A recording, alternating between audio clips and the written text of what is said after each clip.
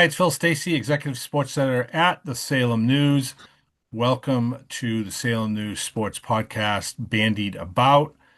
Haven't done one of these for a while, so we wanted to touch back in, try to get back into a regular rotation if we can. I'm joined as always by Assistant Sports Editor at the Salem News, Matt Williams, and our good friend Nick Giannino, the Sports Editor at the Gloucester Times, for whom this podcast also serves. Gentlemen, how are you? How's your winter been? How are things in general? Doing well, cold. Hopefully, no more snow in the near future, but Mm-hmm. plugging away here. Yeah, Willie, doing all right? Yeah, hanging in, hanging in. Attaboy. Attaboy. All right. We got a lot to talk about locally. We'll do a blind rankings at the end of our show, but we hope, as always, you enjoy the podcast. You can always reach out to any one of us if you have any comments, questions, concerns, whatnot. But let's dive right into the deep end, boys. Let's start with boys basketball. And Willie, you were at Salem, St. Mary's Lynn last night, which is Wednesday the 4th. It's now Thursday the 5th we're talking, but of February. But you were there. I think we have certainly known probably since they beat Beverly that this was a legit Salem team.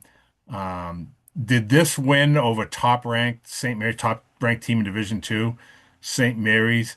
Um, Give them validity statewide, even though they already had that in our opinions. I'm just curious as to about your thoughts. And Nick, I'd like you to weigh in too, being a basketball guy. So my thoughts are, I hope so. It's interesting. I was talking to a couple of neutral coaches that were at the game last night. Great crowd on hand, and we were talking about how it's weird that it's weird that Salem wasn't cracking the top 20, top 15 in the so-called metro polls, right? But Which some we've people both said in the past that realistically I don't pay a lot of heed to because come on, how are you gonna?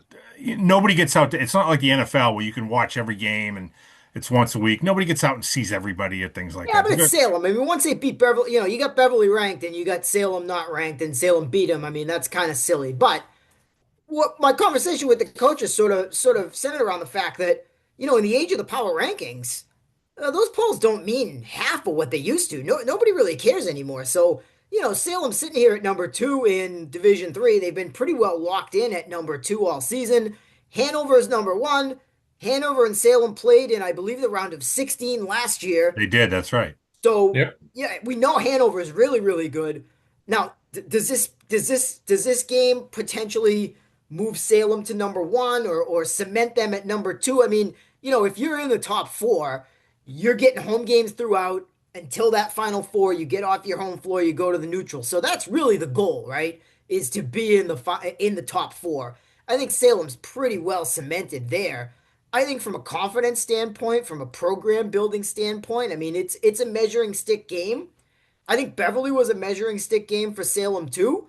I think Masco is going to be another measuring stick game for Salem, Catholic and Memorial another. next week too. Okay. Salem Yeah, hosting yeah, them. and kudos to Tom Doyle who ratcheted up his schedule this season, knowing, hey, number one, we got to get ready for Hanover. Number two, we know we're going to have a pretty good team. Let's chase it. Let's try to get as good a power ranking as we can. Yeah. And interestingly enough, as far as the North Shore goes, a team that Salem has a tremendous rivalry going back 50 years with that they don't play this year that they could see in the round of eight or potentially the final four is Lynn Classical. Lynn Classical's number three. So, there could be, can you imagine? We were talking about the atmosphere at Salem High last night. Phil, you had a great atmosphere when you saw Salem against Beverly.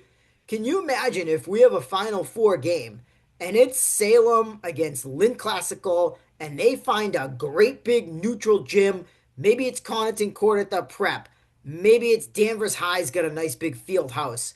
One of these new places. I'm trying to think. I mean, knowing the MIAA, they'll probably stick it at Bill Ricker or something that doesn't make any sense. But can you Woburn's got a pretty imagine? big gym.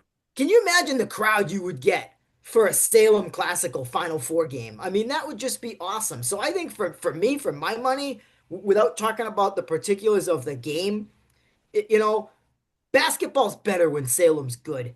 I It's couldn't got agree the best. more. Yes, I They couldn't got the agree best more. student section in the area. They got great support. They got great school culture.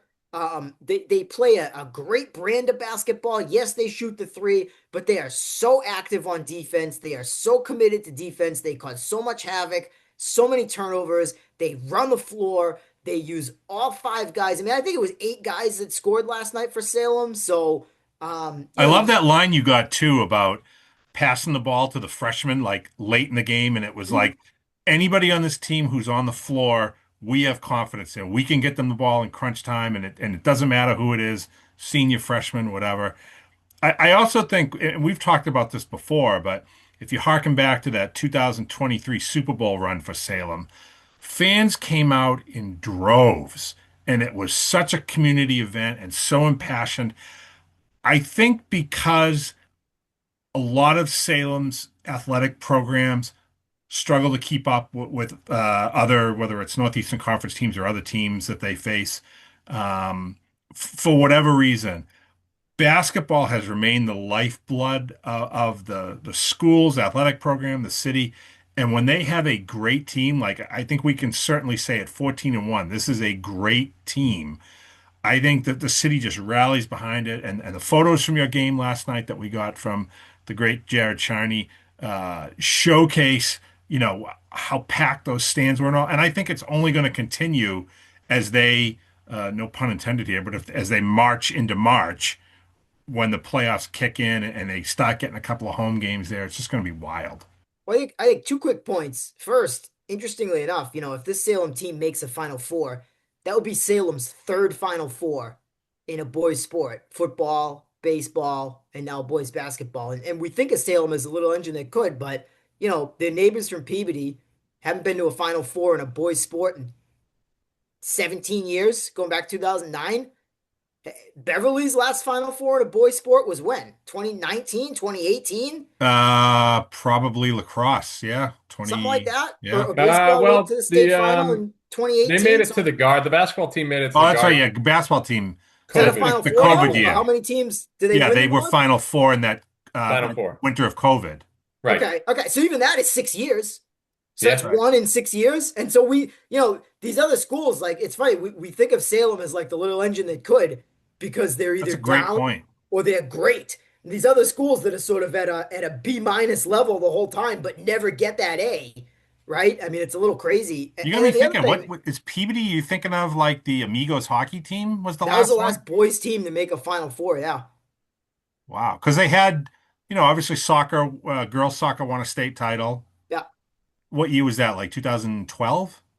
Yeah, 11 or 12. It was right after the Bruins won the cup. Okay. So I guess Okay. 11. Okay. Um, But wow, but I never thought of that. That's excellent analysis because I never thought of it that way. That's and then really you got to good. give kudos to the Northeastern Conference. I mean, we've got legitimately four, this conference takes a lot of guff. The power rankings are not always kind to them. We've got legitimately four teams that could make a Final Four. And Five, if you include Swampscott. Swampscott's. who's the Masconomet, Salem, Oh, geez, here I am thinking classical still in the conference. right? Well, five, yeah, five North Shore, Yeah. six if you throw in St. Mary's with Yeah. North Shore. But I mean, Masconomet, legitimate Final Four threat. Salem, Swampscott's been in the top five. They're number 8 right now. They lost a class, but they haven't lost any bad teams. I mean, their No. losses Beverly, Classical, Salem. Yeah. They're beating everybody they're supposed to beat. And then I wouldn't rule out Beverly. I mean, Division One, obviously they have the toughest road. If they get to an Elite Eight, that's almost the equivalent of a Final Four Yeah. in a lower division. But you've got to put them as a contender at least. So for the NEC, I mean, this is probably as good as the NEC boys basketball has been in 30 years as far as the depth goes, and especially when you take classical. I mean, because yes, there was a year when Salem won Division Two, English went to the final in Division One, but for, taking out the Lynn teams, this is as good as the NEC probably has ever been in boys basketball, and, I'm and glad you kudos bring to that up them. too about Beverly and Swampscott because I caught that game the other night, Tuesday night. Swampscott is excellent. Hmm? Swampscott They're good. is, They're good. and for a team that's not very big, they rebound very well. They don't have a lot of size. And if they were going to be hurt in the playoffs, it might be depth-wise. I think they only got in too deep into their bench the other night, and it was close, with Beverly throughout, so maybe that's part of it. But I think they can certainly make a nice little run in Division Three.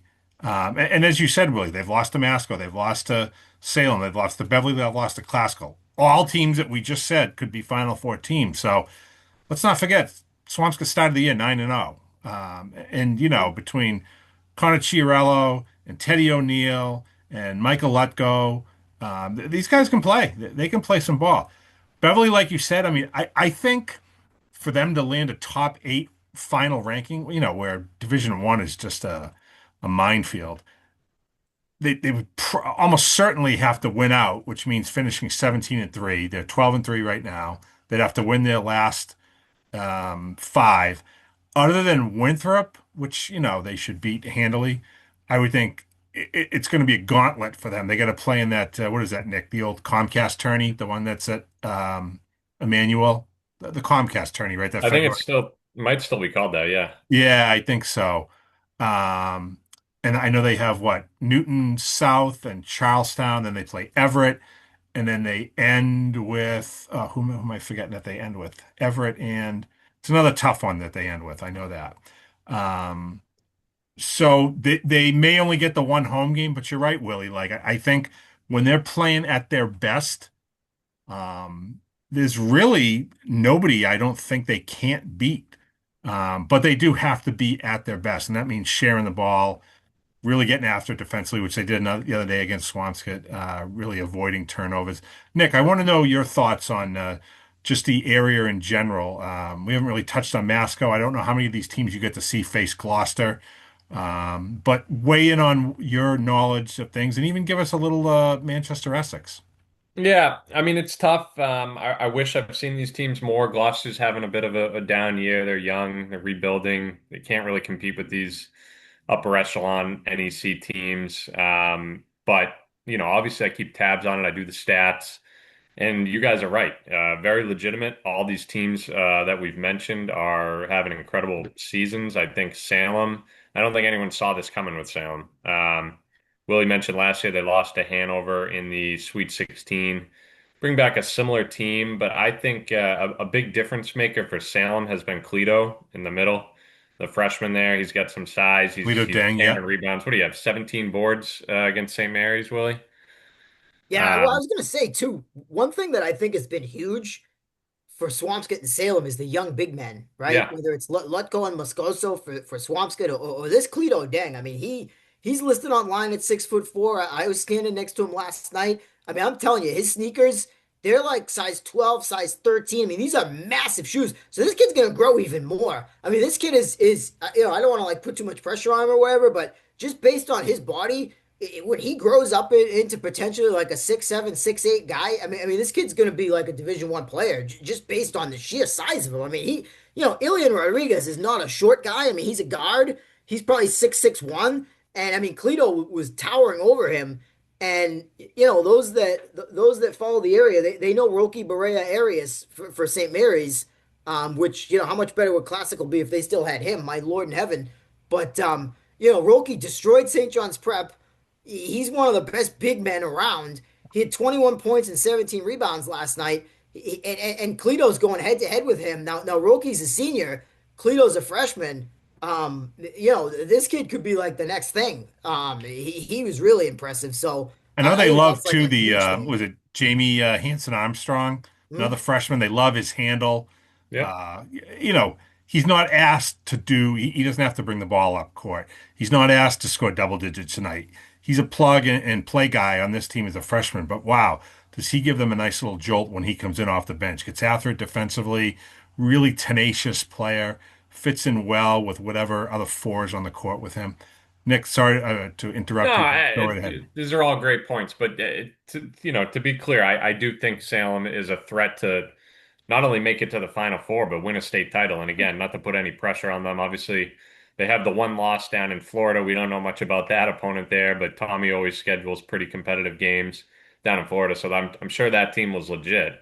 But this has been a few years in the making for Salem. Rodriguez has been a staple in the lineup for since he was a freshman.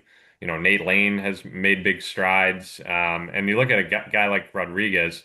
I love last night where he didn't have the shot going. You know, I don't think he shot a high percentage, but he does a little bit of everything else. I think he's averaging 20 points, 5 rebounds, 6 assists, a couple steals. Then you got Cleto blocking. I think he has like over 30 blocks on the season. So they got pieces that can compete with anyone, and that Masco matchup is going to be very interesting because Mm. Masco obviously thrives with their bigs, Denton and Vela there.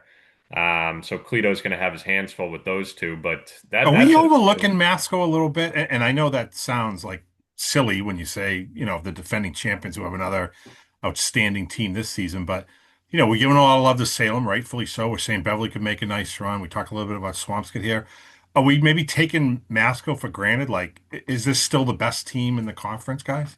well, they handled Beverly pretty easily the last time around, and I know they get that small gym that gets rowdy there. They play really well at home. And they got a rematch Um, this Monday in Beverly, where I assume students will be allowed to go to this one. Yeah, I We would shall assume. I see. think they've quieted down with the social media stuff, but and Beverly can certainly hang with them. I mean, these three teams, I think you match them up 10 times each, and they might split down the middle. Like they're that evenly matched, and I think it's great for the conference. It's great for the area. Like you mentioned, Swampscott's having a great year. Even Marblehead's having a pretty solid season Mhm. in the NEC. So yeah, the basketball's in a good spot. And then you look at, you asked me to touch on the Cape Ann a little bit. The Cape Ann League's having a pretty good year too. I mean, Newburyport's still undefeated. That's an incredible team. That's a team that could make a run all the way to the title, I think. They D3. And Manchester, they don't Yeah, have Division three. Horaeus from who's now at St. Mary's playing a pretty big role for them, I imagine, Willie. I haven't seen St. Mary's play, but he was a junior star for Manchester and ended up transferring to St. Mary's for his senior year. But Manchester's still having a good year. They stack the slate too. They're playing some really tough games. They just played Cathedral the other night, lost in overtime to them. They're having battles with Newburyport, Georgetown. So there's a lot of good basketball being played here on the North Shore in the Cape Ann area, and I do think Manchester can make a run, especially being in Division Four. There's some talented teams at the top, but they're still holding on to a top 10, top 12 ranking. 5 losses, I believe, on the season. They're a fun team to watch. Both of their two stars are juniors, so they'll be coming back next year. Graham Lewis and Alex St. Marie, who's another big, averaging over 20 points this year. We should And mention Jake Ipswich too in the Cape Ann League. Having had and a Ipswich. nice Ipswich is season. really coming. When's the last time they made the playoffs? I mean, this is big for them. I Got to be wrote 5 it 10 years. recently. I think it would be, geez, now I gotta remember here. Was it 11 years or 16 years? It's been a It's been while. quite a while, yeah. Over a It's decade, been I quite a think. while. Yeah. Oh, it's definitely over a decade. Yeah. Yeah. And that Rex Satter kid is legit. He's been playing for a few years now for them. He's sticking around and he does a lot of nice things. Vin And they Winter got is Vin an athlete. Winter I and said Anderson Vinny's having a great year Pillis. too. Pillis Yeah. is a beast in the middle. A Yeah, couple of Ipswich is Mannings, Trevor and legit too. Tanner, I Yeah, think. yeah, that's right.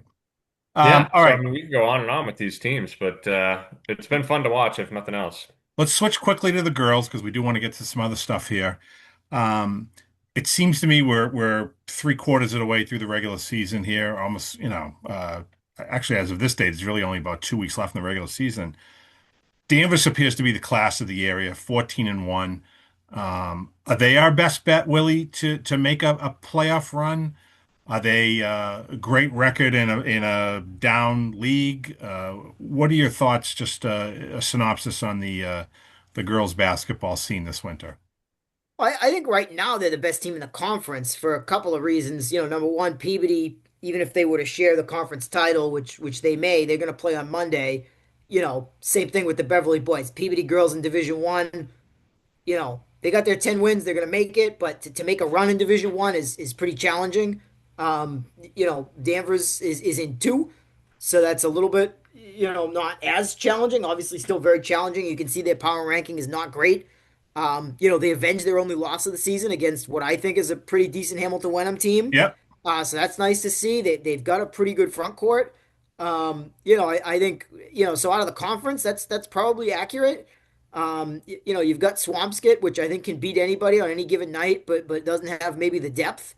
So their power ranking is also not great. I think if Swampscott got like a home game or a favorable matchup where they're playing like a Linfield or somebody like this, they'd have a pretty good chance. Now, you go beyond the conference at the top of Division Three, you're talking about the class is Bishop Fenwick. Yeah. It's really probably not even close. So I mean, if Swampscott has to play Bishop Fenwick in the first round, probably in some trouble, you know. Yeah. But Well, how far can Fenwick go? Maybe we should focus on that because they had a rare two-game losing streak recently, albeit, they're playing great teams, including St. Mary's. I get the sense that, from watching them play at St. Mary's last week and talking to Adam DeBadgis, that come tournament time, if, no, obviously big if, but if everything is clicking, if everybody's healthy, if they're playing the game the way they want, there's no reason they can't win Division Three. Is it as yeah, simple as that, or they need to get a few breaks going their way here?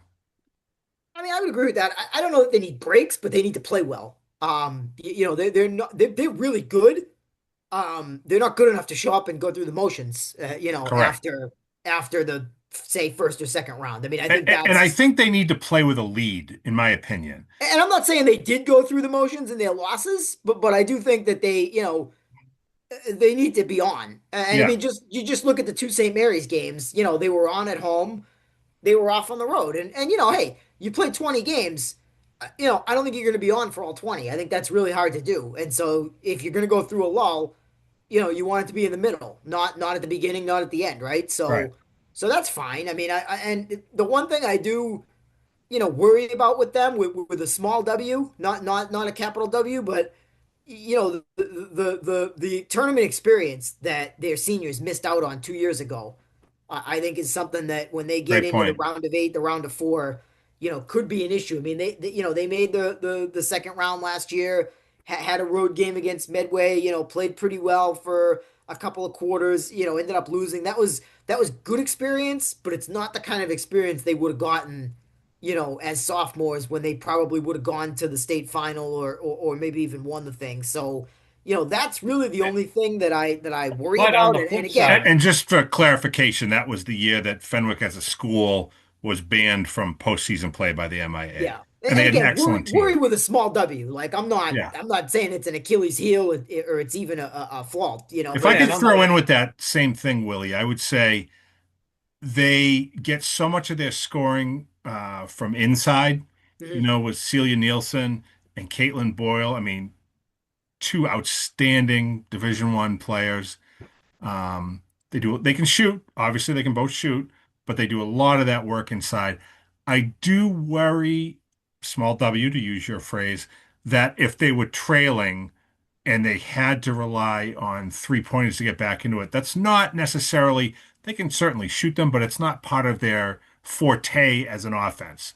They pound it inside, they get those mid-range jumpers, they get offensive rebounds, things like that.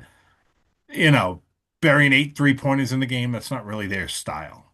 Yeah. Yeah, I mean Caitlin's got probably 20, 25 on the season and they Hmm. do but to your point, I think they're outside shooters. The girls like Spurchise and Jenkins, like they want to shoot early in the game, right? You, Yes. you don't want to be going to them late chasing points. You want to be going to them in the corner when you're up five, they put you up three because you forgot about them, type of thing. Yeah, and I feel like they're at their best when they are either A, facilitators, or B, kicking it out when one of the bigs draws a Precisely. double team and somebody's wide open. And yeah, I'm going to can this 17-footer or this, I'm going to bang one here from the elbow, that kind of thing. Nick? Exactly. I think, not knowing that much about these teams, I think they're in a similar position to the Salem boys in the sense that, like, yeah, would it be nice to be the number one seed? Of course. But, you know, as long as you're in the top four, you're home all the way, you get to the final four, you're going to play a really good team, whether it's 1-4, 2-3. Everybody's going to be good at that point. So I think, as long as they stay in the top four, they're doing their job. And, yeah, again, it would be cool to be number one, but, does it really make like that big of a difference? Nick? no, well, I was just gonna piggyback off that and say what they lack in tournament experience, they somewhat make up for with that really challenging regular season schedule that you alluded to, Phil. I mean, DeBadge stacks the deck, and they're playing some really tough competition that'll help get them ready for it. I know it's not tournament atmosphere per se, but that really makes a difference. All these good teams we've talked about, they're adding some tough non-conference games on their regular season schedule, giving them, they don't want to be blowing out teams and then going into the tournament thinking they're going to run over some of these better opponents. So that makes a big difference, Do certainly, especially in today's day and age with the power rankings. You got to do it. You got to add those non-conference opponents. do Manchester Essex or Rockport have a chance to make hay in Division 4 or 5 for the girls? Well, it's good you ask because Manchester is on a 5 or 6 game win streak right now. They're playing some really good basketball. They got two standout players in Lily Oliver and Harper Brooks, who last night combined for 45 points, I believe it was. Nice. Lily's leading them in scoring. She's a great three-point shooter. Harper is just a monster on the glass. I think she's averaging over 12 rebounds, which at her size, she's not that big, is incredible. And that's a girl that's coming off a torn ACL. I think Oliver might have had a knee injury too. I'm looking at the photos and she's got her knee wrapped up as well. But those two girls alone are carrying them, and they're on a hot streak right now. I think in Division 4, it's kind of wide open. They could definitely make a run. I'm not going to say they're going to win it all, but this is a team that could definitely, if they get hot at the right time or stay hot, I should say, they're a threat. And then Rockport is having a great season. They got 11 wins. Not getting rewarded in the rankings due to their strength of schedule. They're playing a lot of charter schools and things of that nature, but I think that's done deliberately. for sure. It's kind of the opposite tact. And hey, this is what some teams have to do as Fenwick. Right. Um, they're not part of the Cape Ann League, so they schedule games that, against like-minded competition. But you're right. It's you're going to get the wins, you're going to get in the tournament, but you're probably not going to have a great power ranking. Yeah, I think they're what, 11-5, 11-6, and they're in the 30th, 20s in the rankings. 30th as of Are Tuesday. they down to 30? Yeah, but that could actually work in their favor, I think, because now you're almost guaranteed a play-in game. There are Right. quite a few teams under 32 that have winning records. Yeah. So, on the flip side, yeah, you're going to have to go and play maybe the number 3 or 4 seed or whatever in a first round game, and that's probably not going to end well. Yeah, But and I think you get a home game, Yeah, playing game, you get a chance at a win there. it's yeah, worth and I something. think those girls they really play hard on defense. I think when they lose games, it's their offense that struggles. Whether it's turnovers or missed shots, some of their losing scores, they haven't, you know, gotten over 30, 40 points, which that's Right. not going to win you many games. So, but they're hanging in, grinding on defense, and they've beaten some good teams. And again, in No, and Division between 5, like, you never know. Sonny Gallagher is their big scorer, but Gabby Lucido is one of 2 seniors they have. Yep.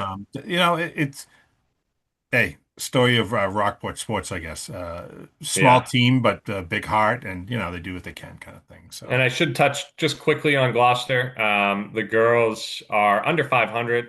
They're in the 40s in the rankings in the power rankings, so they're going to need to get to that 500 mark in order to get in. But the big story there is senior Jordan Purdue Del Torchio. She is a monster. She's averaging over 20 points, over 15 rebounds, wouldn't she and lead she's the area four. in both categories? Yeah, I have to look at our latest, but she has been leading in both categories all year. And she's about to hit 1,000 points. So Friday night they're taking on North Middlesex. She's 4 points away. She had 25 points last game, needing 29 to hit 1,000. So she'll probably do that early on Friday evening, and quite the accomplishment. I don't know how many student athletes have gone over 1,000 at Gloucester, but it's been a little bit since anyone's done it. And yeah, that'd be a big story. Willie and I were just talking about the preponderance of 1,000 point scorers this year. Yeah, And you can add to that. I mean, we had Celia Nielsen of Fenwick just did so last week. Caitlin Boyle's going to do it. We mentioned Ange Joko might be coming up on that. We got to check her numbers. But on the boys' side, we had what? Jimmy Farrell. We had Alien Rodriguez for Salem. We had Jacob Klass for Beverly. Was there somebody else we were missing there, Willie, that we said? Oh, Connor Chiarella got it last year, Jarella, yep. and I don't.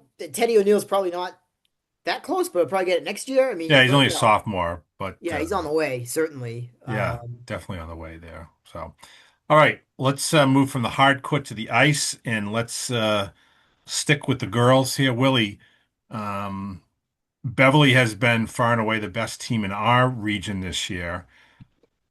I do realize we're probably going to get more than just Beverly making the tournament this year because of records and, where the pairings are and whatnot. But um, A, does Beverly have a chance to do something in the playoffs? Can they win a game or two or more? And will anybody else be able to do anything once they get in? I think, I mean, I would like to see Beverly get into the top 16. I mean, right now they're 18. You know, so get the first round home game would be huge for them. I mean, they're scoring goals really, really at a high clip right now. I mean, they've won five games in a row, and they've scored more than five goals in three of those five games. So they're really scoring right now at a high level. Meredith Johnston has hat tricks in three consecutive games. Pretty impressive there. She's got a career high 33 points, back to back 20 goal seasons. So she's really dangerous. They put a really heavy top line together, and they have not lost a step depth wise. They're getting scoring from their defense. They've got a really inexperienced goalie in Avery Mason. She never played hockey until this year. She's only in eighth grade. She's a field hockey goalie.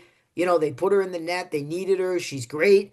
But you get in a playoff atmosphere, and who knows how that's going to go. She could steal games or whatever. But they've been doing an amazing job protecting her. I mean, the only game that she's really seen more than 20 shots was the Winthrop game, and that was a really close loss. I think it was let's see, it was 2-1. So she played great, right? So the odds are she's going to rise to the occasion in the tournament. But that's definitely like a potential wild card. But can they win a game? Absolutely. Can they win two or three? I mean, that's going to be matchup dependent, I mean, because if you get into a contest with a Notre Dame Hingham or a St. Mary's or somebody like that, you really almost got to play a perfect game to beat them. And that Um, top line is what? Johnson, Keogh, and is it they Friedman? have Avery LeBlanc up there LeBlanc. Yeah, yeah, yeah. with Okay. her now, which is interesting because Asuka can play center.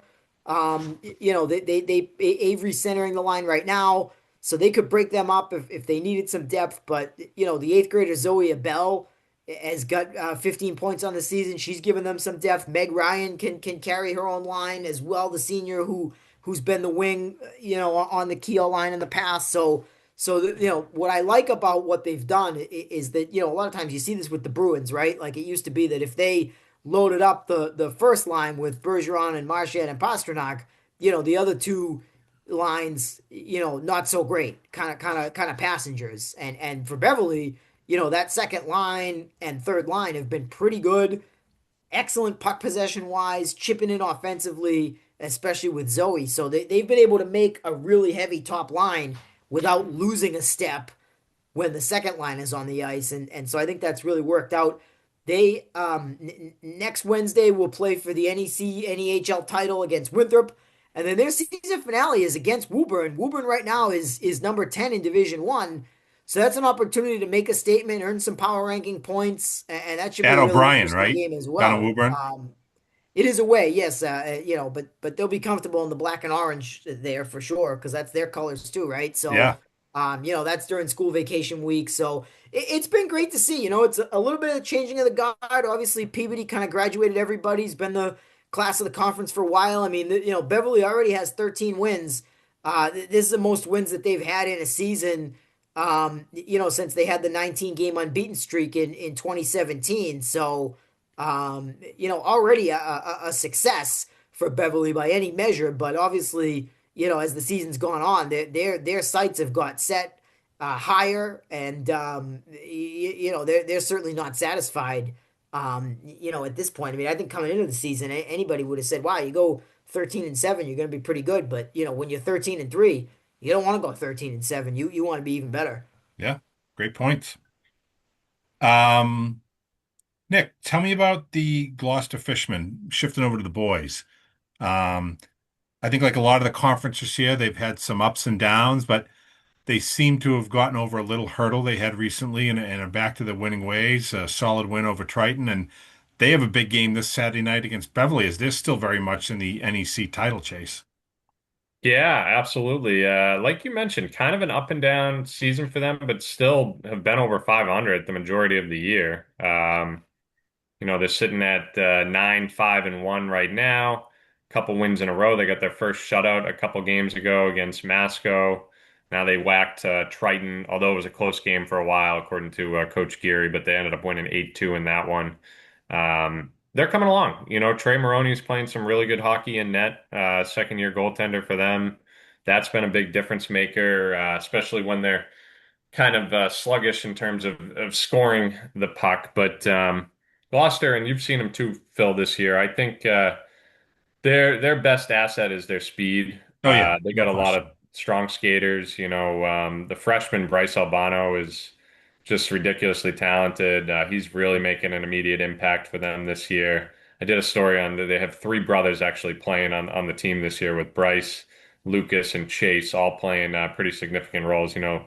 Lucas is a senior captain, Chase is a sophomore defenseman, and then you got Bryce, um, the freshman forward. So, but they got depth. They got a couple different lines that really seem to be working well together. I think Geary has kind of figured out which matchups, which players work well together on certain lines, and when they get going, they can beat anyone in the conference. We've talked about it, how competitive the NEC is this year, and like you said, I think they got a good chance to win it. Beverly's going to be another big test. They're going to be at home against Beverly on Saturday. Phil, I know you'll have coverage from that one. And then right after that on Monday, they got a big one against Newburyport, who's a little bit down this year, but that's a big rivalry for Gloucester. They face them pretty much every year. I think they played in the playoffs 2 years in a row, 3 years in a row, maybe.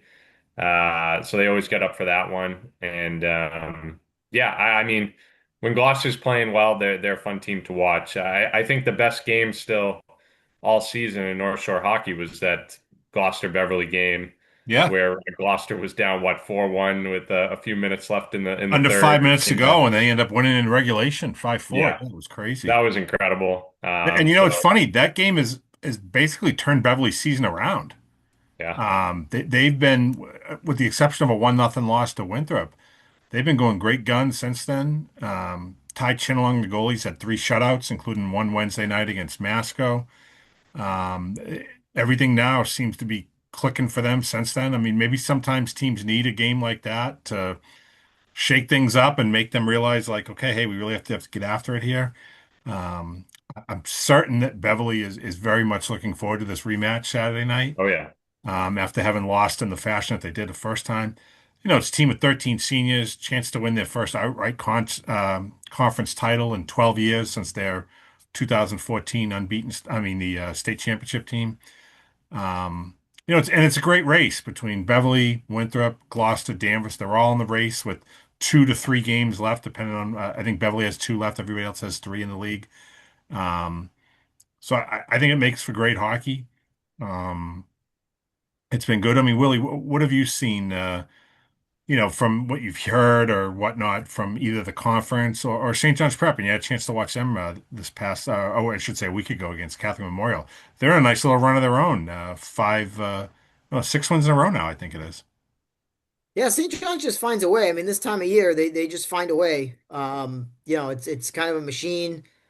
It works. It's again, not to be a broken record, but as long as they get in the top four, we'll see what happens. And the matchups do matter a little bit more, I think, in Division One.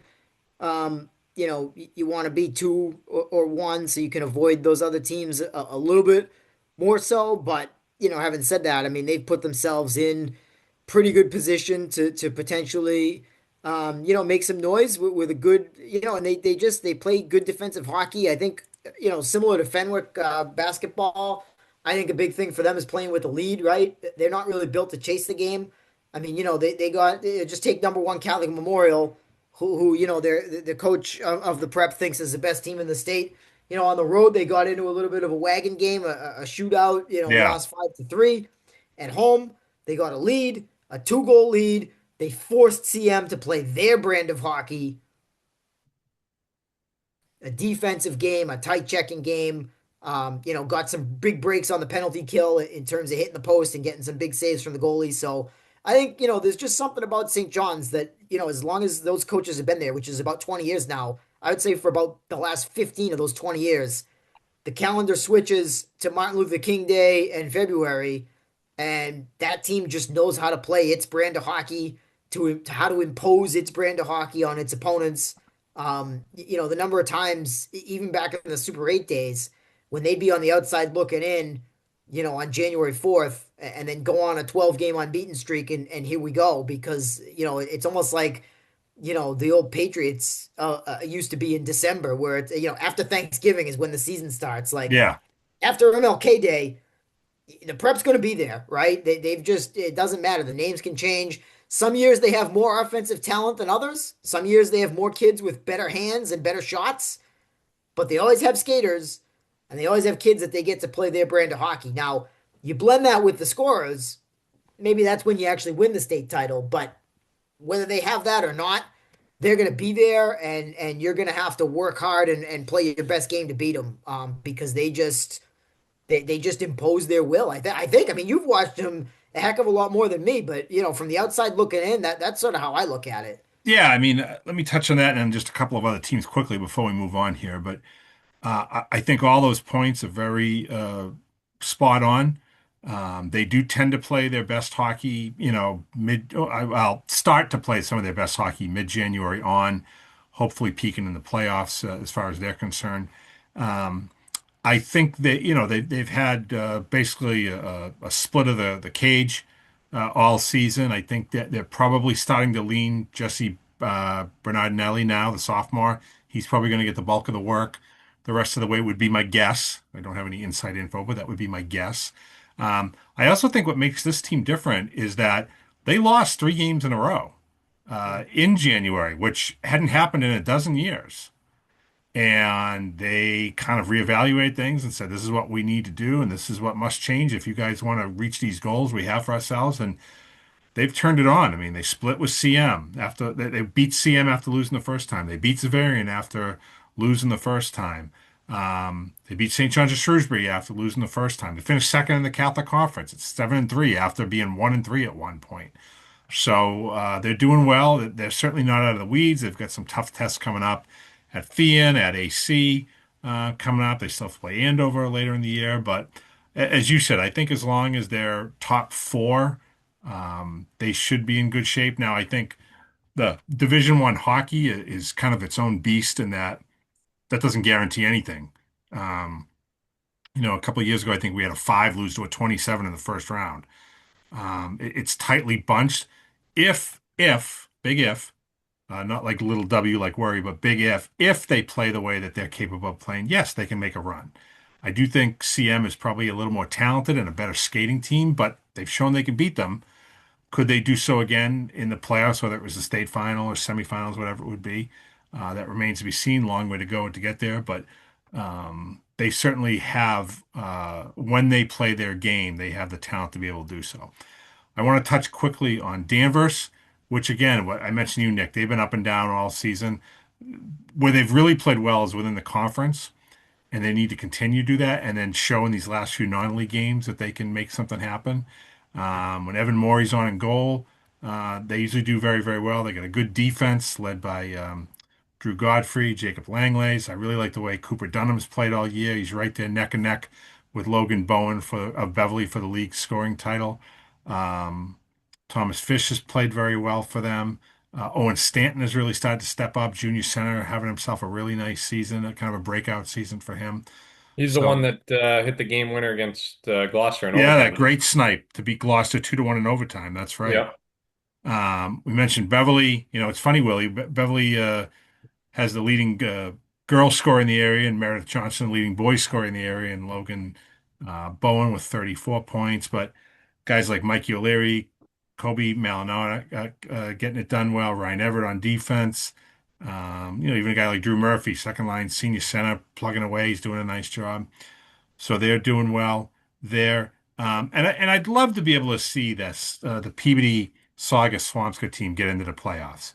They're going to have to, get 10 wins or 20 points somehow. They're going to have to win a few conference games coming up. But I want to just say I think Donnie Shaw, first year head coach, and his crew have done a really nice job getting the players to believe and buy in that they can skate with anybody on their schedule. They can win these games. They're taking care of business in the games they should. If they can get a couple of conference wins between now and the end of the season, I think their road to the playoffs gets a whole lot easier. So it'll be really nice to see them make a nice little run here down the home stretch. All right, we have Before we move on, Phil, just quickly, I know Willie talked a lot about the girls' hockey. I just wanted to shout out Keegan Jewell for Gloucester became the first player in program history. I know it's a short-lived program, but to reach 100 career points, she did that last night nice. in a 4-0 Gloucester win. So over Marblehead, who they had lost to earlier this season. So kudos to her. She's a great player. She's had a terrific career there, and the Fishermen are starting to hit their stride a little bit. One, two in a row, 3 out of 4, 4 out of 6. I think they got 6 wins on the year now, and they're going to be in the playoffs. They're in the 23rd spot right now in Division Two. So if they can stay hot, make a little run. Congratulations to Keegan. Real quickly, sticking with Gloucester, I know we're at that point in the season where we're starting to get, we're going to have wrestling sectionals and states and whatnot. Tell me about what's going on with Mr. Max there in Gloucester. Yeah, he's something. We know him from football. He's a terrific player on the line for them, but It he was is a Max Thomas, monster. right? Max Thomas. Yeah. Yep. He's I believe he's only a junior too. He's going to be coming back next year, but he's already gone over 100 wins. He's got 40 on the season. I think he's 40-3 this year. And his only losses are like to really high ranked guys. So he's a top ranked guy in Division 3 for 215 pounds and just won the NEC Cal tournament, which was a big deal. He was named NEC Wrestler of the Year. He's holding it down for them. He's pretty much unbeatable on any given night. He just beat a tough Reading opponent, Division One, yesterday. And like I said, he's 40-3 on the season. So incredible stuff for him. That's a kid that has his eyes set on not only winning that NEC tournament, but winning at sectionals, winning at states, and making a push at New England. So he's legit. Nice. We'll have what coming up? Gymnastics will be coming up, or will be represented by Masconomet. Beverly's had a really good year. Maybe Danvers gets in there. Skiing, the usual suspects. St. John's Prep figure will do well there.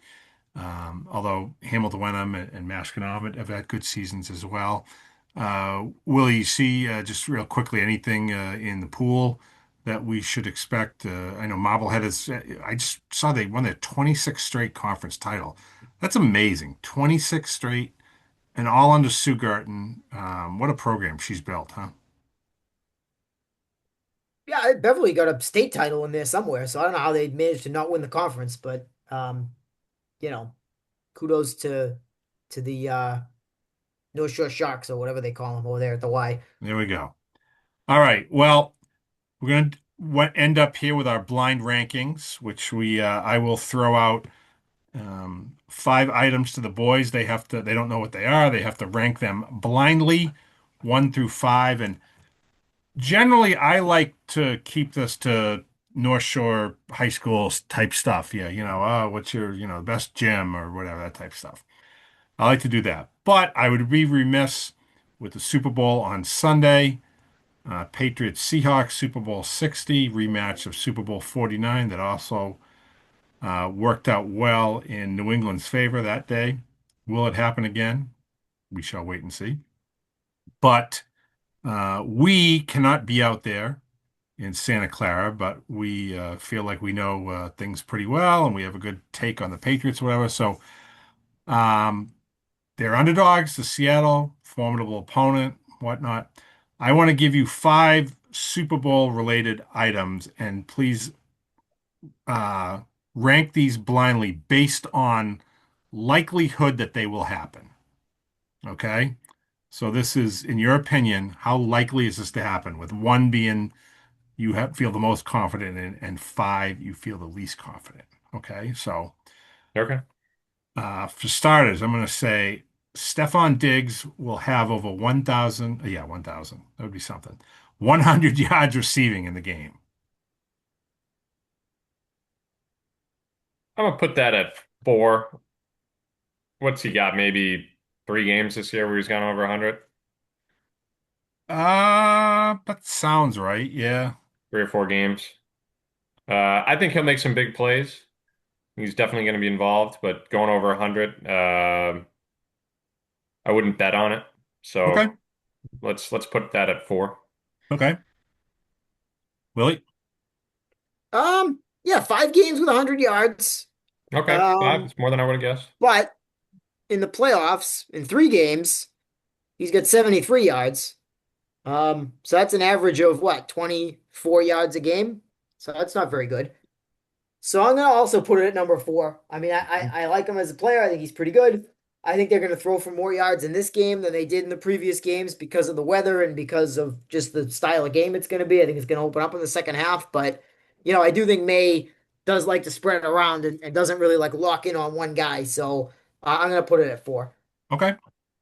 Number two of my question. It's not where you have to rank it, but one team beats the other by 14 or more points. I'll go. This is 5 for me. I think it's going to Same. be a good game. I think it's going to play out similarly to the Rams Seahawks games. I do not think it's going to be a blowout at all. So I would put that 5. I think it's going to be a last possession, within 5 points for sure, one way or the other. I'm not sure who's going to win, but I don't think either team is going to be blowing anybody out. I Okay. agree. I Same agree. I'm thing. expecting a close game. I think the line is what, 5 or 5.5 right now. That was Seattle 4.5, favored. but Yeah, I thought it was still, 4.5 too. 4.5. honestly feels a little high. But Yeah. But yeah, that seems fair. I expect a pretty close game. Okay. Number three. Gonna have to call him back. Yeah. Shout out Mike. is it the racer? No, Mike Grenier. Oh, Grenier. Oh, God. Probably wants to rip on Porzingis. I thought it was the Probably. limo driver, Nick. Oh no, no, not No, today. no. All right, number three. Travion Henderson scores a touchdown. Oh man. He's barely even played in the last couple games. I guess I'll put that at 3. Not likely for me unless he breaks one out. I don't think he's going to get many goal line touches. They'll probably give those to Stevenson. Um, I hope he's more involved. He can be a weapon, but I'm gonna put that at 3. Okay, Willie? I'll go 2. Okay. Similar to Nick, I'm not sure it's like super likely, but I do like the change of pace. Again, like it reminds me, this game reminds me of the Carolina Super Bowl a little bit, and I think Carolina had two running backs, Davis and Foster, and they both scored in that game, right? So I just think, yeah, why not, right? I mean, I like it's one of those where the odds probably isn't great, so I might bet on it a little bit more just because the payoff is going to be better. So I'm going to throw it at number 2. I think for him, and Nick, to your point, I saw something that said he only had 4 touches.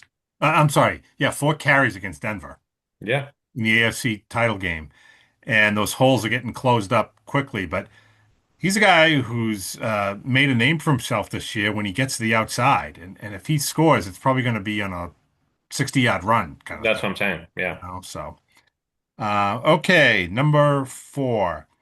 A player other than quarterback, which would obviously be Drake May or Sam Darnold, or if a backup had to come in, a player other than quarterback wins game MVP. Hmm. Nick, you have one and two left. Willie, you have one and Yeah, three. it's tough because I don't know what's coming next, but I guess I'll go 2. I Okay. think there's a decent chance that happens.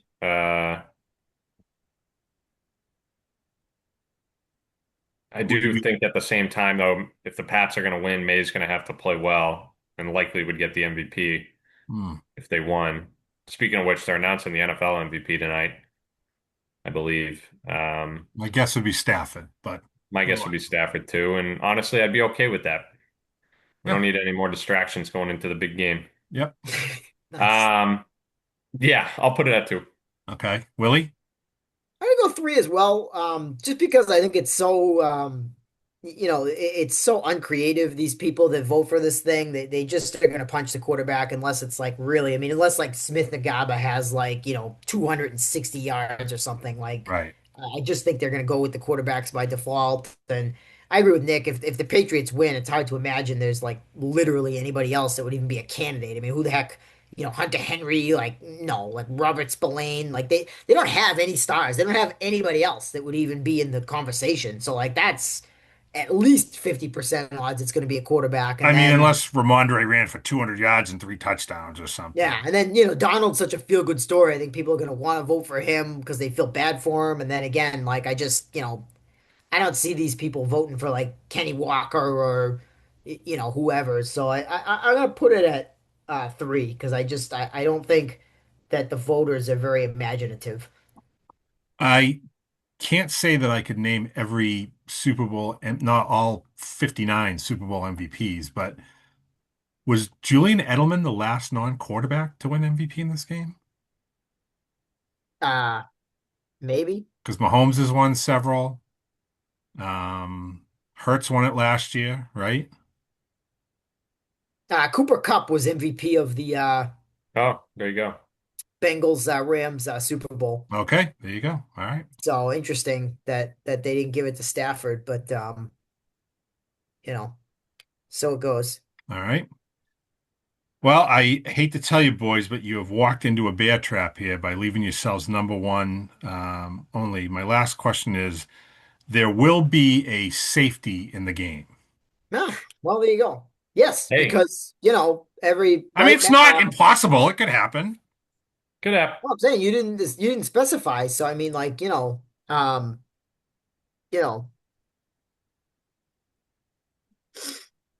like Jalen Hawkins is going to play, right? You didn't say a scoring safety. You said a safety in the game. So like when the Patriots line up for defense, right? Like they're gonna have. I had to look it up because I don't even know who the starting safeties are on this stupid team. That's how much they're a bunch of nobodies. But Maybe I should have you know, asked, like, will the cameras pan to Sean Stellato in the crowd, probably at And, least once and during the what will pregame his anyway. what color will his fedora be? That would be a good one. I would bet red. I'm betting red. Well, does he have any clients on the Seahawks? I Oh, I don't thought know. I thought his clients were Patriots, but you're right. If it's Seahawks, then you've got the teal in the mix and the antifreeze green. That could be that really could mix things up. Because we know he has Tommy DeVito, Patriots third string quarterback, but I don't know. Can you take a quick look at Sean Stellato clients there and let us know what I we don't got? know. But Let's see. Nick, I'm probably not going to spoil anything here because we're going to make predictions in Friday's paper. But what do you see? How do you see the game going?